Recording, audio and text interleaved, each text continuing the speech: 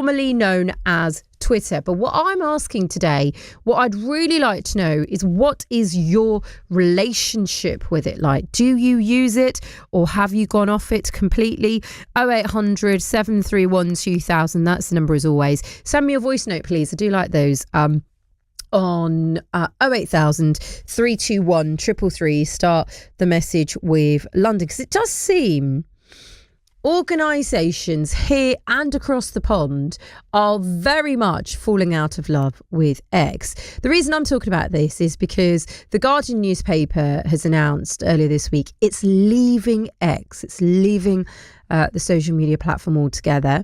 The paper has said in a statement that X is, quote, toxic because of owner Elon Musk using it to influence politics. I was also very struck by this particular statement that I saw only 18 hours ago by Don Lemon. Now, he has a show in a hugely popular show in America. And this is what he wrote. I've loved connecting with all of you on X, but it's time for me to leave the platform. I once believed it was a place for honest debate and discussion, transparency and free speech. But I now feel it does not serve that purpose. He continued, in addition, starting this Friday, the 15th of November, X is implementing new terms of service, which, among other things, states that all disputes be brought exclusively in the U.S. District Court for the Northern District of Texas, or state courts located in Tarrant County, Texas. As the Washington Post recently reported on X's decision to change the terms, this ensures that such lawsuits will be heard in courthouses that are a hub for conservatives, which experts say could make it easier for X to shield itself from litigation and punish critics. I think that speaks for itself, said Don Lemon. And then he has said he's going to continue on all other platforms. You can still find him on YouTube, TikTok, Facebook, Instagram, and Blue Sky. Well, if you're thinking this is all a little bit too much, I just thought X was really nice to see what was trending and talk about the latest Christmas number one. Let's go to our technology and social media expert, James Erskine, the founder of the content marketing specialist Rocket. James, always great to have you on Radio London. Thanks for joining me. A lot to unpack, I have to say, with the world of X. There's loads to unpack, Shay, and you're so right to contextualise it in the way that you have. The Guardian left X yesterday. Clifton Suspension Bridge left X yesterday. So all the big names are leaving X. But to be serious for a second, it's important to look on the history of X, formerly Twitter. It's never been anywhere near as big as the social media networks that we all know and love: Instagram, Facebook, YouTube, TikTok. It's always been much smaller.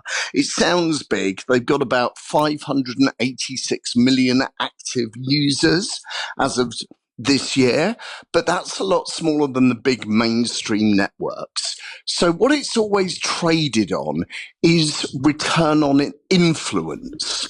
So lots of politicians love X. Okay. Lots of journalists love X. And where it's always made its mark is as kind of a political news feed. Right. I used to love it when it was a news feed. I'm still on X. And the other thing that's worth saying about the history of it is the culture of X. I always think you can look at a social platform by 3 or 4 C's. So the content, the commerce, the culture, and the creators. And the culture on X hasn't always been as much of a political diatribe as it seems to be now. For a while, there were things that were quite funny and quite silly. I actually thought we might have seen a reinvention of the silliness of X, all talking about Gary Barlow's son last week and earlier this week. And that was kind of an example of an old-fashioned Twitter meme that caught the public's imagination. I mean, I have to share with you, because I was saying earlier on that a lot of people now get their news via social media. I mean, even here at the BBC, we have an array of different BBC accounts on X, as well as all of the other social media platforms. In fact, I remember my niece messaging me when we had shared the very sad news that Her Majesty the Queen had died. So many people had seen that news on X. And that's the thing, isn't it? That it has become a point where many will go straight to confirm if something's true or not. You're quite right. There's actually a presentation tonight from Newsworks who are talking about